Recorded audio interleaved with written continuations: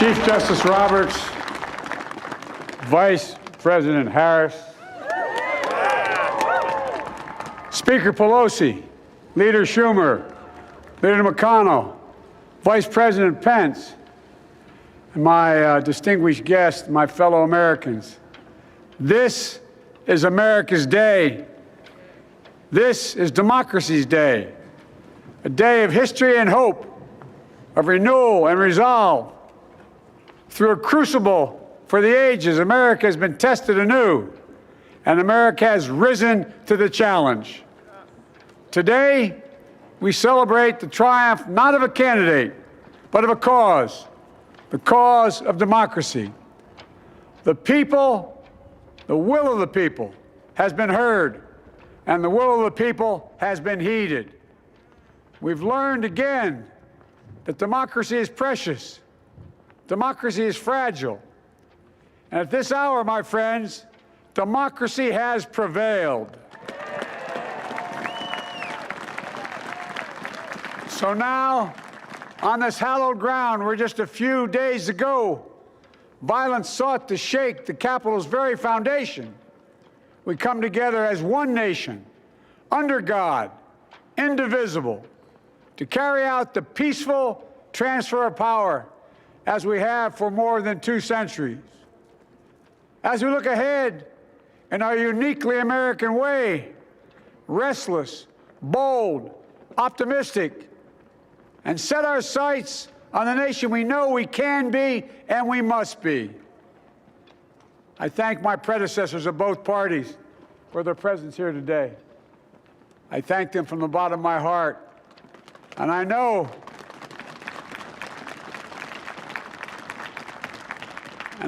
the resilience of our Constitution and the strength of our nation, as does President Carter, who I spoke with last night, who cannot be with us today, but whom we salute for his lifetime in service. I've just taken the sacred oath each of those patriots have taken, the oath first sworn by George Washington. But the American story depends not on any one of us, not on some of us, but on all of us, on we, the people, who seek a more perfect union. This is a great nation. We are good people.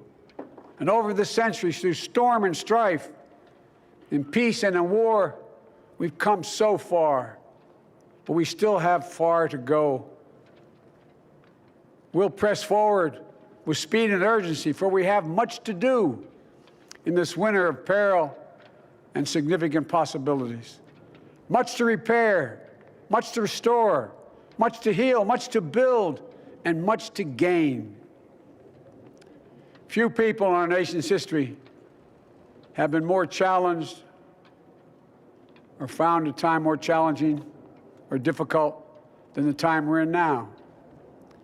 Once-in-a-century virus that silently stalks the country has taken as many lives in 1 year as America lost in all of World War II. Millions of jobs have been lost. Hundreds of thousands of businesses closed. A cry for racial justice, some 400 years in the making, moves us. The dream of justice for all will be deferred no longer.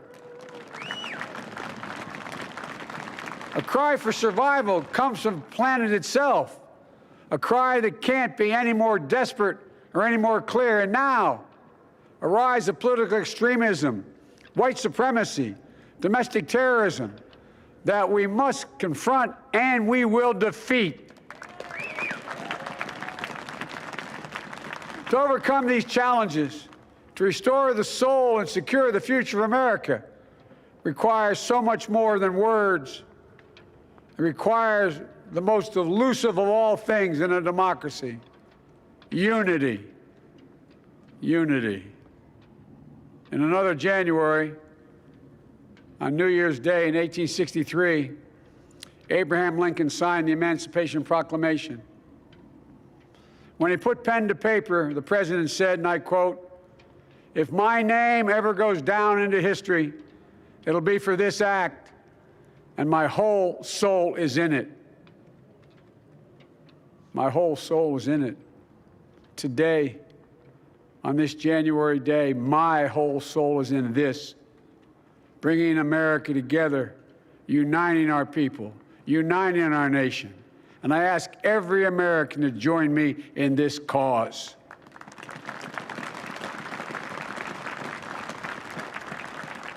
Uniting to fight the foes we face: anger, resentment and hatred, extremism, lawlessness, violence, disease, joblessness, and hopelessness. With unity, we can do great things, important things. We can right wrongs. We can put people to work in good jobs. We can teach our children in safe schools. We can overcome the deadly virus. We can reward work and rebuild the middle class and make health care secure for all. We can deliver racial justice, and we can make America once again the leading force for good in the world. I know speaking of unity can sound to some like a foolish fantasy these days.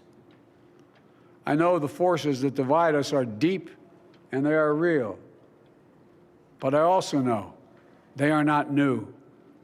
Our history has been a constant struggle between the American ideal that we're all are created equal and the harsh, ugly reality that racism, nativism, fear, demonization have long torn us apart. The battle is perennial, and victory is never assured. Through Civil War, the Great Depression, World War, 9/11, through struggle, sacrifice, and setbacks, our better angels have always prevailed. In each of these moments, enough of us have come together to carry all of us forward. And we can do that now. History, faith, and reason show the way of unity. We can see each other not as adversaries, but as neighbors. We can treat each other with dignity and respect. We can join forces, stop the shouting, and lower the temperature. For without unity, there is no peace, only bitterness and fury. No progress, only exhausting outrage. No nation, only a state of chaos. This is our historic moment of crisis and challenge, and unity is the path forward. And we must meet this moment as the United States of America. If we do that, I guarantee you we will not fail. We have never, ever, ever, ever failed in America when we've acted together. And so today, at this time, in this place, let's start afresh, all of us.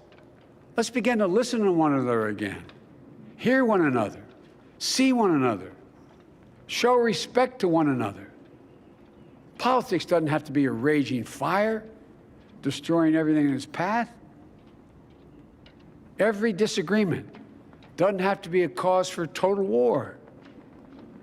And we must reject the culture in which facts themselves are manipulated and even manufactured.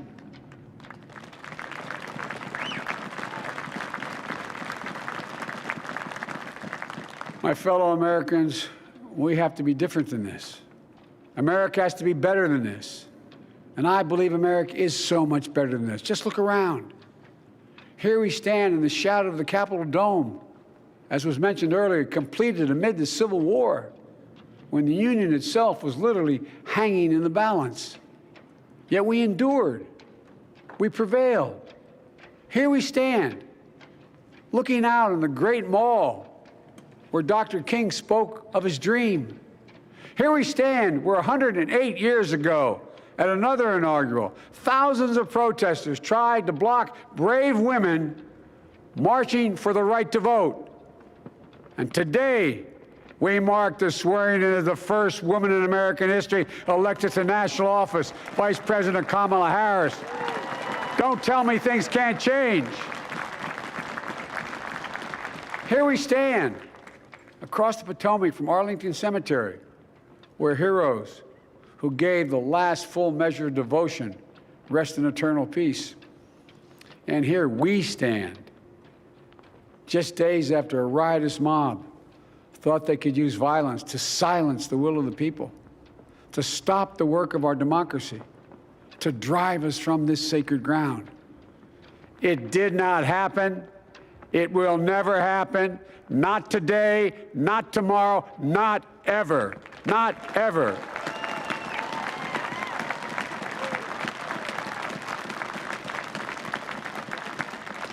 To all those who supported our campaign, I'm humbled by the faith you've placed in us. To all those who did not support us, let me say this. Hear me out as we move forward. Take a measure of me and my heart. And if you still disagree, so be it. That's democracy. That's America. The right to dissent peaceably within the guardrails of our republic is perhaps this nation's greatest strength.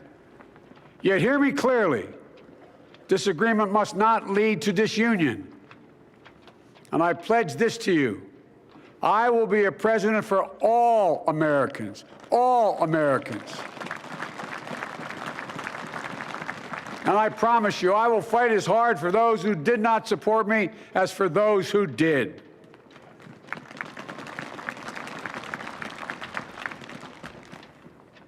Many centuries ago, St. Augustine, a saint of my church, wrote that a people was a multitude defined by the common objects of their love. Defined by the common objects of their love. What are the common objects we as Americans love that define us as Americans? I think we know. Opportunity, security, liberty, dignity, respect, honor, and yes, the truth. Recent weeks and months have taught us a painful lesson. There is truth and there are lies. Lies told for power and for profit. And each of us has a duty and a responsibility as citizens, as Americans, and especially as leaders. Leaders who have pledged to honor our Constitution and protect our nation, to defend the truth and defeat the lies. Look, I understand that many of my fellow Americans view the future with fear and trepidation. I understand they worry about their jobs. I understand, like my dad, they lay at bed at night, staring at the ceiling, wondering, can I keep my health care? Can I pay my mortgage?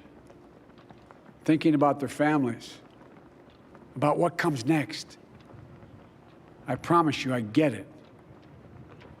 But the answer is not to turn inward, to retreat into competing factions, distrusting those who don't look like you, or worship the way you do, or don't get their news from the same sources you do. We must end this uncivil war that pits red against blue, rural versus urban, conservative versus liberal. We can do this if we open our souls instead of hardening our hearts, if we show a little tolerance and humility, and if we're willing to stand in the other person's shoes, as my mom would say, just for a moment, stand in their shoes. Because here's the thing about life. There's no accounting for what fate will deal you. Some days, when you need a hand. There are other days when we're called to lend a hand. That's how it has to be. That's what we do for one another. And if we are this way, our country will be stronger, more prosperous, more ready for the future. And we can still disagree. My fellow Americans, in the work ahead of us, we're going to need each other. We need all our strength to persevere through this dark winter. We're entering what may be the toughest and deadliest period of the virus. We must set aside politics and finally face this pandemic as one nation. One nation.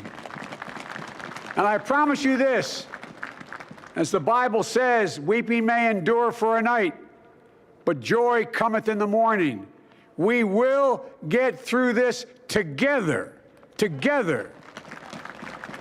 Look, folks, all my colleagues I serve with in the House and the Senate up here, we all understand the world is watching all of us today. So here's my message to those beyond our borders. America has been tested, and we've come out stronger for it. We will repair our alliances and engage with the world once again, not to meet yesterday's challenges, but today's and tomorrow's challenges. And we'll lead not merely by the example of our power, but by the power of our example.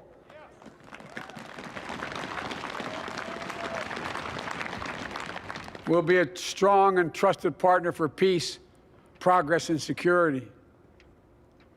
Look, you all know we've been through so much in this nation. And in my first act as president, I'd like to ask you to join me in a moment of silent prayer. Remember all those who we lost in this past year to the pandemic, those 400,000 fellow Americans, moms, dads, husbands, wives, sons, daughters, friends, neighbors, and coworkers. We'll honor them by becoming the people and the nation we know we can and should be. So I ask you, let's say a silent prayer for those who've lost their lives and those left behind, and for our country.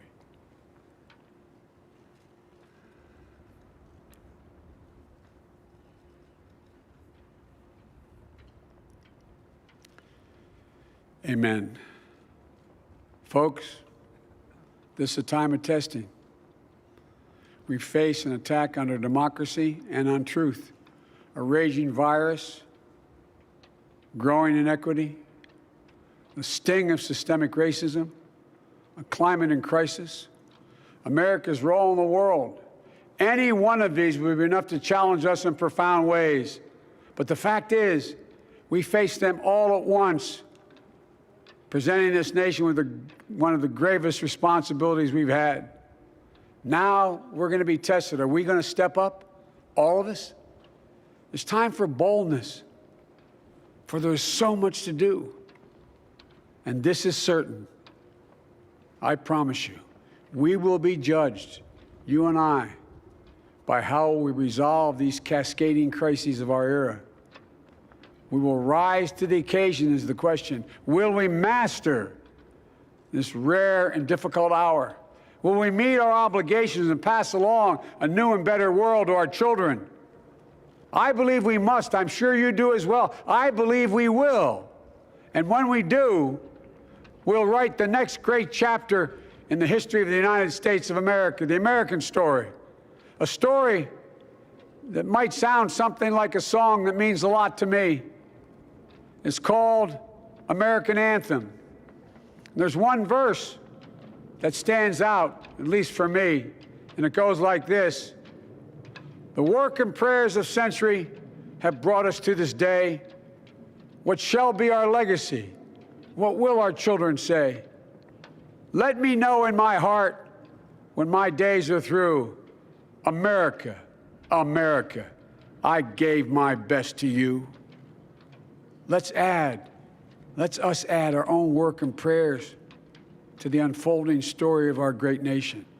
If we do this, then when our days are through, our children and our children's children will say of us, they gave their best, they did their duty, they healed a broken land. My fellow Americans, I close the day where I began, with the sacred oath. Before God and all of you, I give you my word. I will always level with you. I will defend the Constitution. I'll defend our democracy. I'll defend America.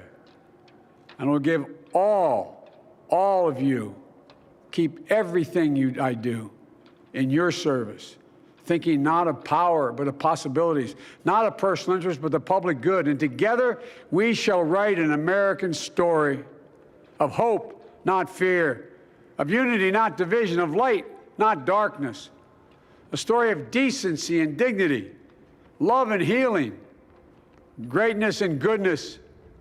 May this be the story that guides us, the story that inspires us, and the story that tells ages yet to come that we answered the call of history. We met the moment. Democracy and hope, truth and justice did not die on our watch, but thrived. That America secured liberty at home and stood once again as a beacon to the world. That is what we owe our forebears, one another, and generation to follow. So, with purpose and resolve, we turn to those tasks of our time, sustained by faith, driven by conviction, and devoted to one another and the country we love with all our hearts. May God bless America, and may God protect our troops. Thank you, America.